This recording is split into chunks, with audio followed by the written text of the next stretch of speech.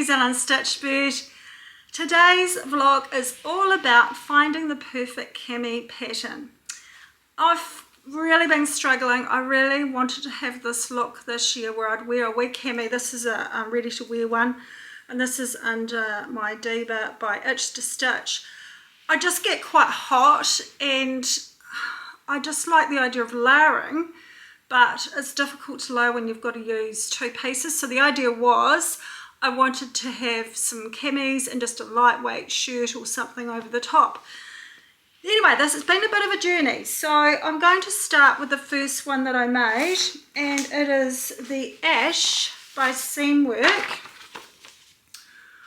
I ended up making the long version. I had some fabric that I wanted to turn into like a slip dress, and I thought, well, I'm just going to try it out in some rayon that I had.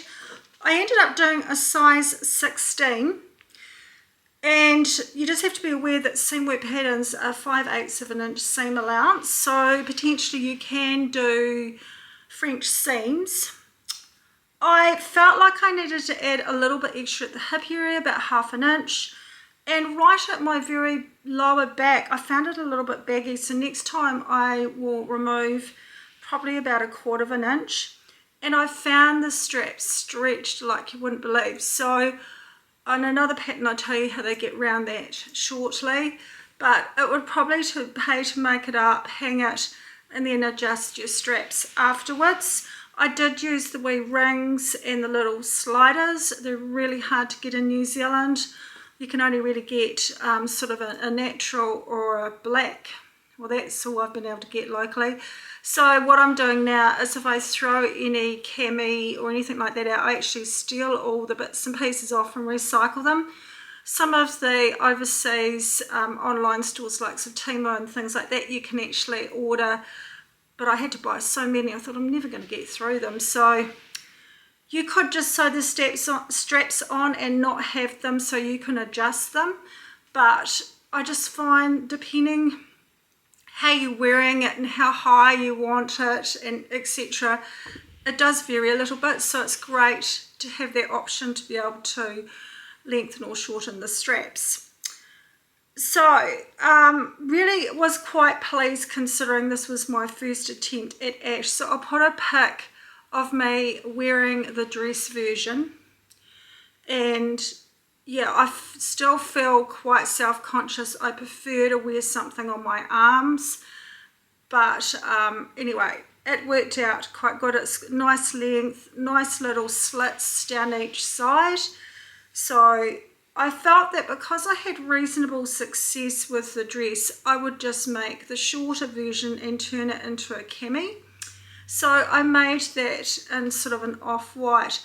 The only issue I had with it, and I'll point to it in my photo over there, is that I did the facing as per the original instructions, but because it was cream on cream, you could actually see the line of facing going through. So to fix that up, I actually decided to make it a feature, and I stitched some sort of like a braid lace kind of thing all the way around, and I think it actually looks quite good.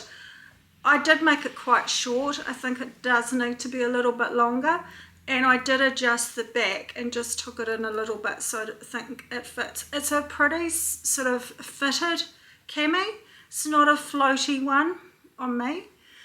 And I'm just the jury's out whether I would use this as my cami pattern moving forward.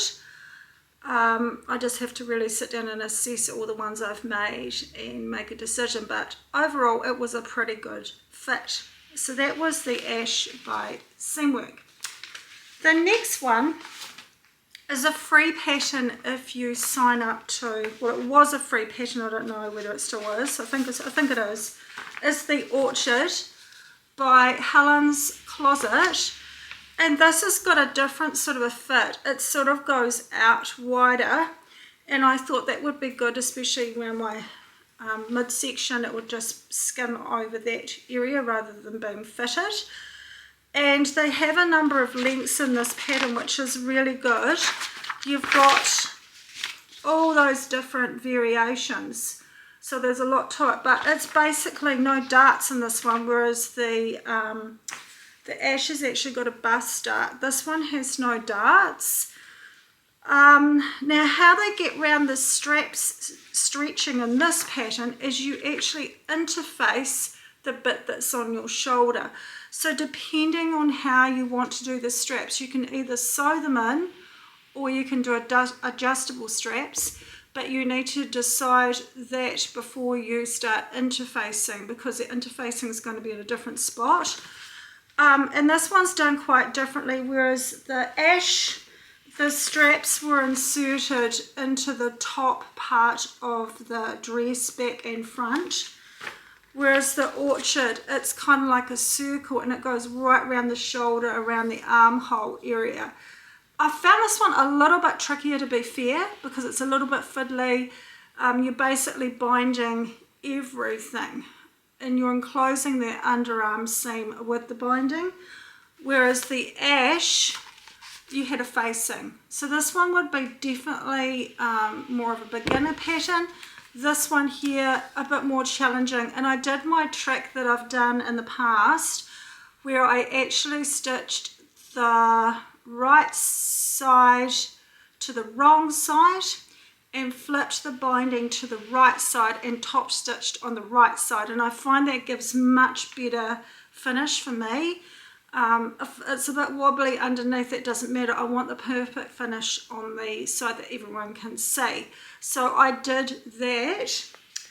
The next one is quite different, but I think it's quite... This is the Clark, a nice and floaty top made by Seamwork. I'm thinking I will make that one again. Now, out of the three, I think the Seamwork pattern is quite easy, and I think that one, that's the one I'm wearing at the moment. I think that one would be a good one to make, but I might just add even a little bit more in the hip area. I might go up a size, but keep the bust size the same as the 16. I'm pretty happy with how the Clark fitted, the other Seamwork pattern. And because the bra straps show on the orchard, I'm pretty sure I possibly might not make that one again. I'll just play it by ear. But that is my kind of review on those three patterns. So I'm going to be going away for a wee while. There's been a bit of a tragedy in the family, so I'm not sure when I'll be back to catch up with you guys. So if I don't come back on before Christmas, have a great Christmas, be safe, enjoy your time sewing. Until then, bye now.